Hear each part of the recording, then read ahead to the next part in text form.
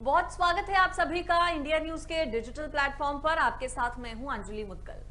आज एक बार फिर से कांग्रेस अध्यक्ष सोनिया गांधी को ईडी के सवालों का सामना करना होगा।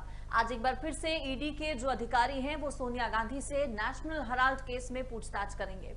देखिए, यूं तो ये सुनवाई कल होने वाली थी, ये पेशी, लेकिन किन्हीं वजहों से इन्हें टाल दिया गया एक दिन के लिए। सोमवार का ना होकर आज सोनिया गांधी की पेशी होने जा रही है और निगाहें इस बात पर सभी की टिकी हुई हैं, चूंकि इसका विरोध लगातार कांग्रेस पार्टी कर रही है। कांग्रेस के नेताओं का ये कहना है कि जानबूझकर परेशान किया जा रहा है हमारे नेताओं को, राहुल गांधी को, सोनिया गांधी को इस केस में, जबकि नेशनल हेराल्ड केस में किसी भी तरह से उन लोगों की संलिप्तता नहीं है। और कांग्रेस पार्टी की तरफ से आज एक बार फिर से सड़कों पर उतरकर इसका विरोध किया जाएगा, इसको लेकर प्रदर्शन किया जाएगा। हालांकि दिल्ली पुलिस की तरफ से इजाजत नहीं दी गई है कांग्रेसियों को प्रदर्शन करने की, सड़कों पर उतरने की, लेकिन बावजूद इसके कांग्रेसी ये कह रहे हैं कि हम मौन सत्याग्रह करेंगे, किसी तरह से जो माहौल है, जो व्यवस्था है, कानून व्यवस्था, उसे बिगाड़ने की कोशिश नहीं हमारी तरफ से की जाएगी। बहरहाल नेशनल हेराल्ड केस है क्या, जिसके चलते लगातार पेशी ईडी के सामने हो रही है राहुल गांधी और सोनिया गांधी की, ये आपको बता देते हैं। तो ये पूरा मामला नेशनल हेराल्ड न्यूज़पेपर से जुड़ा है। देश के पहले प्रधानमंत्री जवाहरलाल नेहरू ने 1938 में इसे शुरू किया था। न्यूज़पेपर में मुख्य रूप से नेहरू के लेख छपते थे। 1942 में भारत छोड़ो आंदोलन के समय इस पर प्रतिबंध लगा दिया गया था। अखबार का मालिकाना हक एसोसिएटेड जनरल लिमिटेड के पास था। 1956 में एजेएल को नॉन कमर्शियल कंपनी के तौर पर स्थापित किया गया।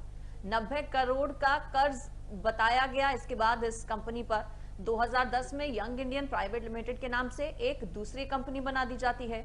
इसमें 38% शेयर सोनिया और राहुल के पास बचते हैं। 90 करोड़ का लोन नई कंपनी यानी कि यंग इंडिया को ट्रांसफर कर दिया जाता है। लोन चुकाने में पूरी तरह असमर्थ एजेएल ने सारे शेयर यंग इंडियन को ट्रांसफर कर दिए। इसके बदले में यंग इंडियन ने महज 50 लाख रुपए एजेएल को दिए। बाद में 50 लाख रुपए में 90 करोड़ वसूलने का उपाय निकाला गया, जो कि नियमों के खिलाफ था। और बीजेपी नेता सुब्रमण्यम स्वामी की तरफ से इस केस को लेकर सवाल उठाए गए, इसमें शिकायत दर्ज कराई गई। अब लगातार पूछताछ सोनिया गांधी और राहुल गांधी से इस केस में हो रही है। कई ऐसे सवाल हैं जिनका सोनिया गांधी को जवाब देना पड़ रहा है, राहुल गांधी को जवाब देना पड़ रहा है। आज की पूछताछ यंग इंडियन प्राइवेट लिमिटेड के इर्द गिर्द ही रहेगी। ये वही कंपनी है जिसके पास नेशनल हेराल्ड न्यूज़पेपर का मालिकाना हक है। इसी कंपनी में वित्तीय गड़बड़ी को लेकर कांग्रेस के शीर्ष नेताओं से ईडी की टीम पूछताछ कर रही है।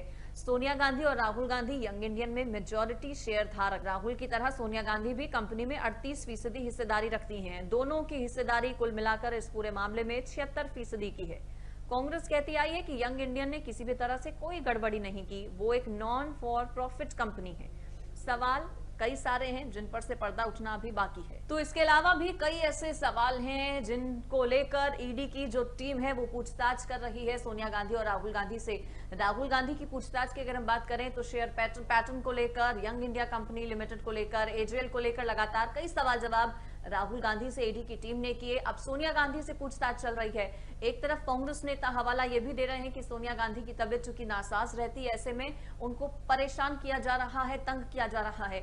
अब देखना ये होगा कि आज कितनी देर तक पूछताछ होती है। पिछली पूछताछ की जो गुरुवार को हुई थी उसकी अगर हम बात करें तो करीब 2.5 से 3 घंटे तक सोनिया गांधी से पूछताछ हुई थी, जिसमें 28 सवाल ईडी की टीम ने सोनिया गांधी से किए थे। हालांकि कई अभी भी ऐसे सवाल हैं जो पूछने बाकी हैं। देखना होगा ये पूछताछ आज ही पूरी हो जाएगी या फिर एक और नई तारीख अगली पूछताछ के लिए सामने आएगी। जो भी अपडेट होगा सबसे पहले आप तक पहुंचाएगा इंडिया न्यूज।